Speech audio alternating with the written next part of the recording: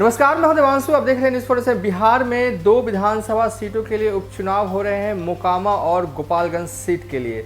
BJP हो या महागठबंधन का खेमा भरकस कोशिश कर रहा है कि उनके उम्मीदवार की जीत हो। इस बीच बड़ी खबर हम आपको देते जो कि हमारे सूत्रों के हवाले से आ रही है कि चिराग पासवान की पार्टी जो है वो दोनों सीट पर चुनाव नहीं लड़ने जा रही। इससे पहले चिराग पासवान की पार्टी जो है वो तैयारी कर रही थी। संसदीय बोर्ड की बैठक भी हुई थी बीते हफ्ते, जिसमें कि 3 उम्मीदवार जो हैं वो मोकामा से और 4 उम्मीदवार जो गोपालगंज से चिराग पासवान को भेजे गए थे। लेकिन जो हमारे सूत्रों के हवाले से खबर आ रही है कि चिराग पासवान बिहार उपचुनाव में उतरना नहीं चाहते हैं और वो उतरेंगे भी नहीं। ऐसा इसलिए क्योंकि दोनों सीट पर बीजेपी के उम्मीदवार जो हैं वो खड़े हैं।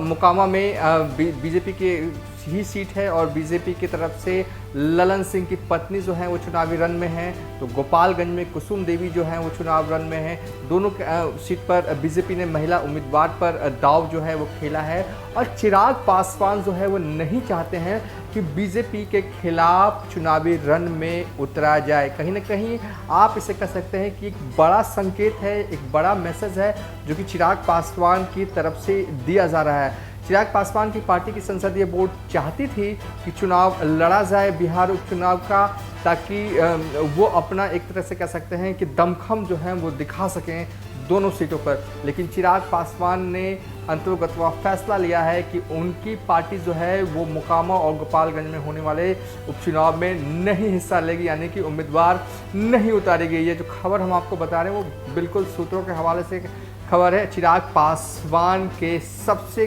करीबी नेता ने ये हमें जानकारी दी है कि चिराग पासवान जो है वो बिहार उपचुनाव में नहीं उतरने जा रहे। संकेत साफ हैं। कहीं ना कहीं कहा जा रहा है कि 2024 से पहले कहीं ना कहीं बिहार की सियासत का ये सेमीफाइनल है।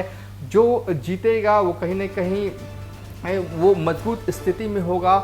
जिस तरीके से पहली बार मोकामा में चुनाव लड़ने जा रही है बीजेपी। गोपालगंज हालांकि इससे पहले भी उनके उम्मीदवार जीतते रहे हैं, लेकिन बीजेपी हर हाल में चाहती है कि दोनों सीट जीते। और कहीं ना कहीं चिराग का बैकअप भी उन्हें चाहिए था कि चिराग पासवान उम्मीदवार ना उतारे, क्योंकि चिराग पासवान से के उम्मीदवार उतारने से कहीं ना कहीं वोट जो है वो बढ़ता है और नुकसान जो है वो बीजेपी को होता ही होता।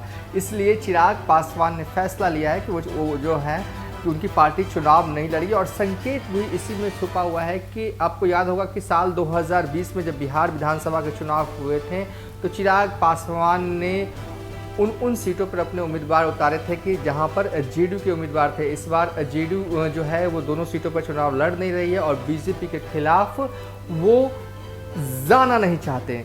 तो जाहिर तौर पर एक बड़ी प्लानिंग के तहत चिराग पासवान जो है वो बिहार उपचुनाव में नहीं उतर रहे हैं। वो बीजेपी को कहीं ना कहीं नाराज़ नहीं करना चाहते थे, इसलिए वो है जो है बिहार उपचुनाव में उम्मीदवार नहीं उतारे। सूत्रों के हवाले से ये खबर है और कहीं ना कहीं संकेत भी साफ है कि 2024 से पहले हो सकता है कि चिराग पासवान जो है वो बीजेपी के साथ गठबंधन भी कर ले। और ये जो उपचुनाव में नहीं उतरने का फैसला जो है वो चिराग पासवान का इसी ओर इशारा भी कर रहा है। फिलहाल अभी तक के लिए इतना ही। आप देखते रहिए न्यूज़ 47।